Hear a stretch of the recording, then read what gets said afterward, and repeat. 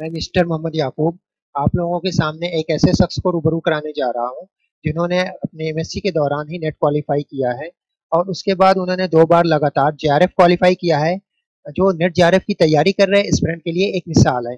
इसके अलावा उन्होंने जो है जस्ट गेट वगैरह क्वालिफाई कर रखा है और बीएससी में ही उन्होंने जैम भी क्वालिफाई कर रखा अच्छे रैंक से।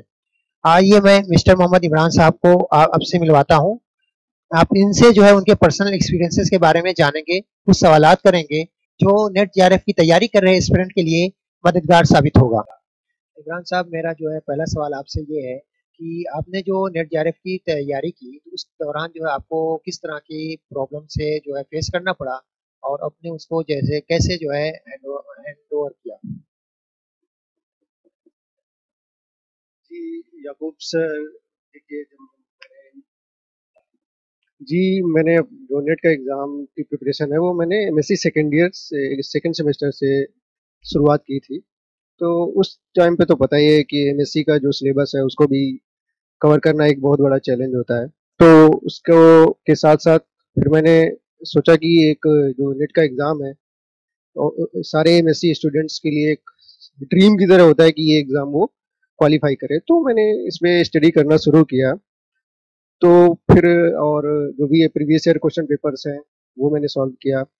लेकिन इसके साथ-साथ क्या था कि जो कोचिंग्स को मैं जॉइन करना चाह रहा था, लेकिन वो कोचिंग्स की जो फीस थी वो काफ़ी एक्सपेंसिव थी, जो कि मेरे लिए पॉसिबल नहीं था उसको बियर कर पाना। तो मैंने सेल्फ स्टडी जारी रखा, ये एक मेरे साथ प्रॉब्लम था। उसके अलावा भी अगर मैं जॉइन कर भी लेता, तो उसके अलावा भी वो है कि वहाँ पर जाना, कॉलेज का भी सिलेबस कवर करना है, उसके अलावा अप डाउन करना, तो ये भी एक बहुत बड़ा मेरे लिए बड़ा चैलेंज था ड्यूरिंग द प्रिपरेशन।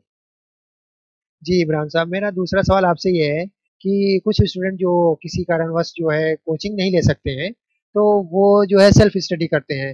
तो सेल्फ स्टडी वो किस तरीके से करें, वो किस तरीके से मतलब जो है टाइम को मैनेज वगैरह करें? आप क्या उनके बारे में सजेशन? कि उनके लिए मेरा सजेशन तो यही है कि सबसे पहले वो अपना अगर उनका बेसिक ही स्ट्रांग है तो अच्छी बात है, क्योंकि बेसिक्स है तो सब कुछ है। आप कुछ मतलब उसके बाद आपको प्रिपरेशन करने में उतना प्रॉब्लम नहीं होगा। उसके अलावा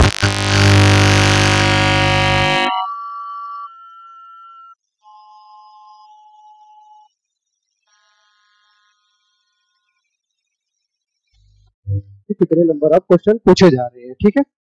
उसके बाद अगर आपको कोई गाइडेंस मिल जाए तो बहुत ही अच्छी बात है, या फिर आप इस समय तो टेक्नोलॉजी का जमाना है, तो आप ऑनलाइन प्लेटफॉर्म पे जाके कोचिंग मतलब की हेल्प ले सकते हैं उनकी। तो ये मेरे हिसाब से तो ज़्यादा बेटर रहेगा, क्योंकि इससे आपका टाइम भी बचेगा, एनर्जी भी बचेगी, और ये टाइम एनर्जी आप इधर प्रिपरेशन में आप इसको लगा सकते हैं। तो मेरे हिसाब से तो बेहतर रहेगा, ऑनलाइन प्लेटफॉर्म एक बेहतर रहेगा, क्योंकि मेरा तीसरा सवाल आपसे इमरान साहब ये है कि नेट जेआरएफ की प्रिपरेशन करने के लिए मिनिमम कितना टाइम सफिशिएंट होता है?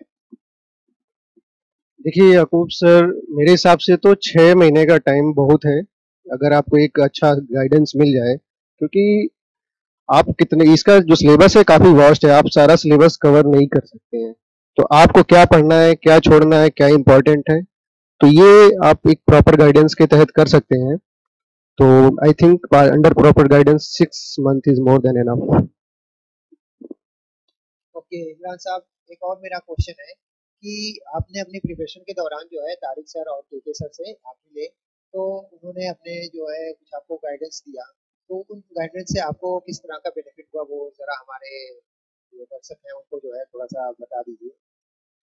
जी, देखिए तारिक सर और केके सर की लाइव क्लासेस ज्वाइन करने का मुझे मौका तो नहीं मिला, लेकिन मुझे उनका प्रॉपर गाइडेंस मिला ऑफलाइन। मतलब मैं उनसे जब भी मुझे कोई प्रॉब्लम होती थी तो मैं उनसे वो प्रॉब्लम कंसल्ट करता था, तो उससे मुझे काफ़ी हेल्प मिली। और इसकी वजह से मैंने 2 बार जेआरएफ एग्ज़ाम क्वालिफाई किया। तो मेरे हिसाब से तो जो भी एस्पिरेंट हैं उनको एक बार तारिक सर और केके सर से एक बार मिलना चाहिए और उनसे कंसल्ट करना चाहिए, ये काफ़ी हेल्पफुल होगा। हाँ, हाँ, ये भी ज़रूरी नहीं है कि आप किसी भी कोचिंग से हैं, ये मैटर नहीं करता। सर आपको टाइम मिलेंगे, अगर आप टाइम देंगे, अगर आप मतलब उनसे टाइम देना चाह रहे हैं। ऑब्वियस सी बात है, मेरे लिए भी तो बहुत हेल्पफुल था। मैं सारे एस्पिरेंट्स से यही कहना चाहूँगा, तो आप सर से मिल सकते हैं, उनसे बात कर सकते हैं, और एक आपको अच्छी गाइडेंस यहाँ से मिल सकती है। इसके अलावा मुझे सर ने जो सबसे इम्पोर्टेंट चीज़ बताई, उससे मुझे ये पता चला कि जो सब्जेक्ट्स हैं, जो भी आपके क्लासिकल है, क्वांटम है, इलेक्ट्रोमैग्नेटिक्स है, मैथमेटिकल फिजिक्स, इन सब सब्जेक्ट्स को आपको इंटरलिंक कैसे करना है।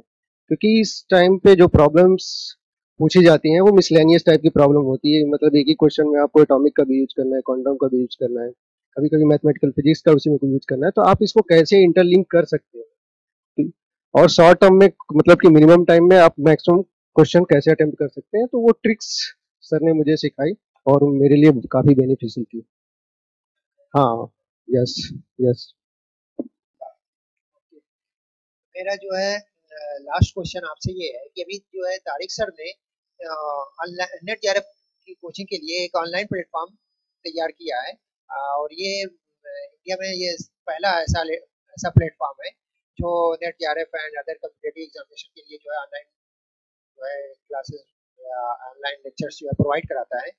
तो ये जो है लेक्चर्स एंड ये जो प्लेटफॉर्म है वो किस तरह से जो है स्टूडेंट के लिए बेनिफिशियरी होगा और कितना है? देखिए, मैंने सर का जो ऑनलाइन प्लेटफॉर्म है, ऑनलाइन जो उसमें मटेरियल है, मैंने उसको विजिट किया। उसमें जो मटेरियल है वो काफ़ी अच्छा है। मतलब अगर वो ऑब्वियस सी बात है, अगर स्टूडेंट उसको फॉलो करेंगे तो उससे उनको बेनिफिट होगा।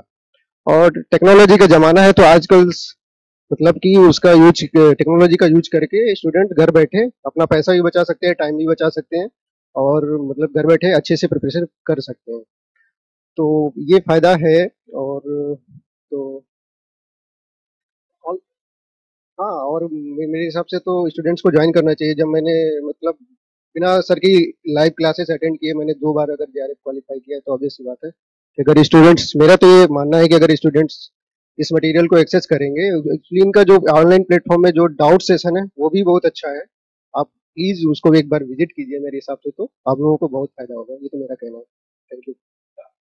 ये थे हमारे इमरान साहब जिन्होंने एमएससी से ही नेट जेआरएफ क्वालिफाई करने का सिलसिला बनाया हुआ था। ऐसे ही हम टॉपरों से आपको मिलवाते रहेंगे। और तब तक के लिए और हमारे साथ इमरान साहब आने के लिए शुक्रिया आपका बहुत बहुत। और तब तक के लिए आपको आप सभी को गुड लक।